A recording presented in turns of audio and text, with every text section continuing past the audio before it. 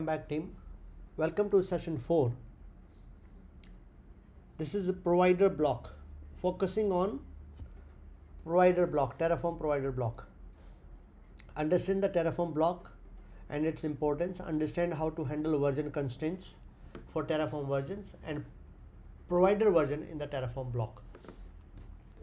So what are Terraform providers? What providers do? Where do provider reside? Terraform registry, how to use providers, is what you will understand. So understand Terraform settings block. Like settings block is where you specify the version, like required version this, less than this or greater than this, or should not be equal to this. Required Terraform version, provider requirement, Terraform backends, experimental language features, all these things can be specified in Terraform settings block. There is a sample settings block also. I'll show you. This is a sample settings block. If you see, Terraform required Terraform version greater than equal to 1.0.0.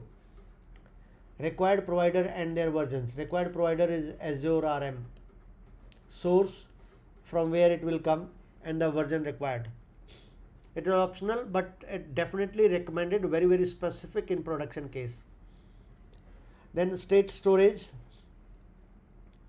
to Azure storage container like backend, the resource group name, storage account name, and the container name and the key that will be stored.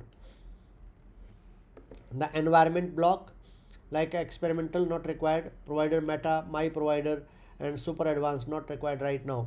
This is experimentation where you can specify meta or the data about data. These are the required block. Inside this, if you go to the Terraform manifest file, so create a simple Terraform block and play with required version. Like you try this required version greater than equal to nearly equal to 0.14, it should fail. This should pass because we have specified this. The compatibility part play a very important role. So you can try these in your Terraform file, like Terraform required version greater than equal to 1.0.0, and you can simply specify which version we have.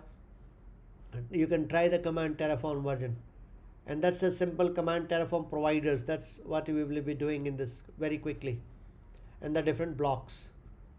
So let's check the file. We have one file here, C1 version, and second file here, resource group. So cat-n C1, that is displaying the required version. In this case, I'm using the subscription ID and the Terraform block, which specify which version I will be using, and the required provider and the provider block. Similarly, the file C2 is a resource group name.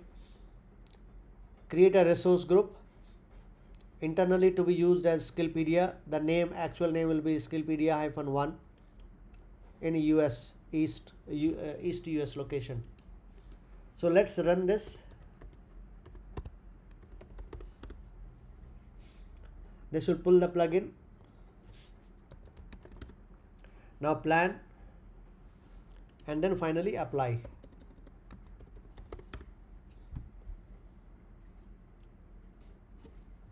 So what I expect is it should create a resource group here. Yes, Skillpedia-1, the resource group is created. Now I can simply destroy it. And that's all for this session. Thank you very much.